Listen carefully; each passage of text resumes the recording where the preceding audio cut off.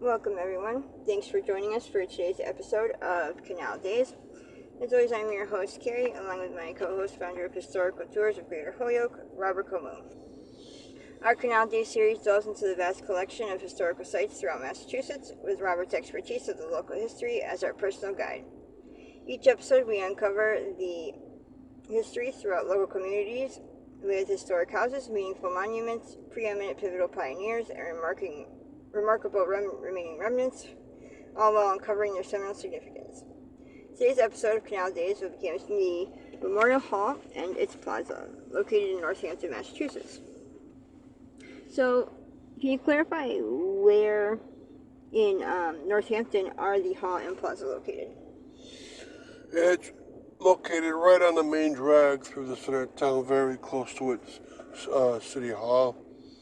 And here, it's very easy to find because a lot of people walk by this whole street. It's a walkable street, and it's just drop right in to the plaza part. Now, the Memorial Hall does have hours to it, so you can just look them up, and once in a while, you can get in there and see what it's all about. So, easy to find, and they make it, of course, in a very, very prominent location in order that you would find it, and a lot of people drop by. And can you summarize the history of the hall? Okay, this is a wonderful hall. Remember, the hall has a history and the plaza has a history. And the hall was built in 1872. It was built to be the Library of Northampton. The architectural style is the Second Empire Victorian. And the library had its books, and some of the workers in the very beginning paid from a very large and generous grant from a person named John Clark. All right, and from that point, it was not only a library, but it was also in the beginning a museum and a memorial site for all the veterans of Northampton up to that point.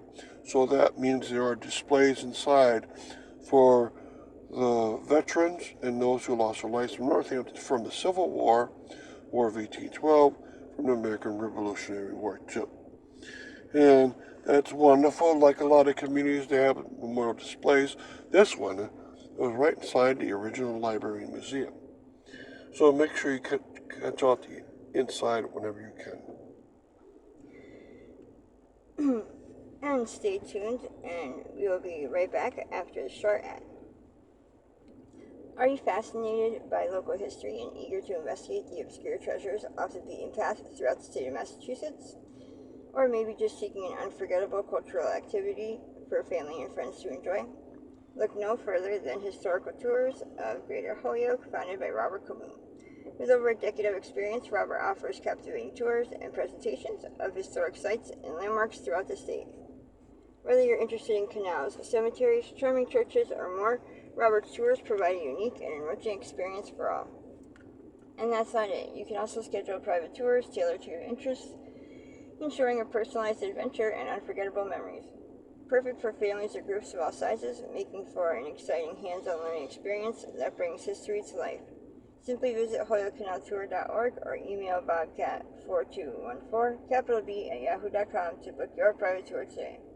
But wait, there's more. Don't miss out on Robert's podcast and video series, Canal Days, where you can dive even deeper into the vital history of the Connecticut River Valley. Plus, for those who may not be local or would rather enjoy on the go or from the comfort of their home, Canal Days brings the adventure right to your screen. So don't miss out. Uncover the pivotal past with Historical Tours of Greater Holyoke to make your own history with memories that will last a lifetime. Remember to log on to holyokecanaltour.org for more information and secure your personalized experience today. So, getting back to our Memorial Hall and its Plaza episode, can you characterize the plaza and what it entails? Okay, we're going to tell you about the history of that plaza out in front of Memorial Hall. And the Northampton Soldiers and Sailors Monument, which is right in front, it's two statues, a soldier and a sailor. It's from the year 1883. So it was only 11 years after the Memorial Hall was built. And it was sculpted by a man from Chicopee who was nationally known as sculptor Melzar Musman. Right, these are two beautiful statues. And again, they honor the Civil War. So both inside you have an honor, and outside you have an honor for them. All right, and when he sculpted this, it is probably just one of many Civil War sculptures that he made. There are ones in Springfield, Chicopee, and beyond. So he was very famous.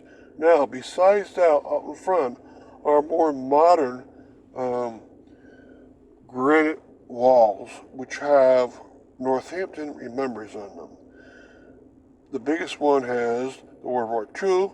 Any man from Northampton that lost their life in World War II, their name is on the granite. And the sides of that World War II granite wall are the Korean War and Vietnam War, where in a similar fashion, any man from Northampton that lost their lives in those wars are on the wall. Now, there's two other sections, and those two other sections are, there's a Spanish-American War section. Similarly, any man from Northampton lost their life. This is a World War I section, which is rather big, and it's only about 44 names around here. And then there is one more thing in that plaza, and that's there's a bell from the USS Northampton, CLC-1 and CC-1. It was donated by the military to Northampton itself, and it's right in the middle of the plaza. Now, there's a lot of names on these granite stones, so if you come to read them off, you're going to take a while. Of course, that World War II one must have 100 names on it. And can you portray the memorial display and depict how it's maintained? All right, so there's two questions in there. It was displayed in a certain fashion for a reason. And that reason is to get as many views as possible and to make it look nice. So Memorial Hall in itself is a beautiful structure, a nice brick veneer to it. The facade also has horizontal bands on it. And I've already told you it's a Second Empire architectural style. And then out the front, right at the front steps, each side are the two sculptures by Musman.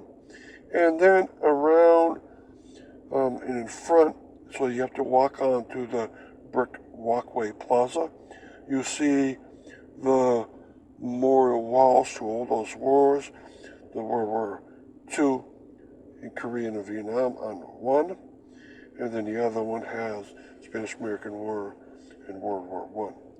So, quite a bit to do here, and quite a bit to see, and it's displayed very well. From the concrete sidewalk, you come in on a brick walkway, and then it's all brick up to the Memorial Hall itself. In terms of daily maintenance and yearly maintenance, it is well taken care of, because this is how Northampton could show its best face. Of course, with a beautiful Memorial Hall and a nicely kept and nicely displayed plaza in front of it. So thank you very much. And thank you for listening to Canal Days and our episode of the Memorial Hall and its plaza in Northampton, Massachusetts, and joining us on our journey through the rich history of the Connecticut River Valley.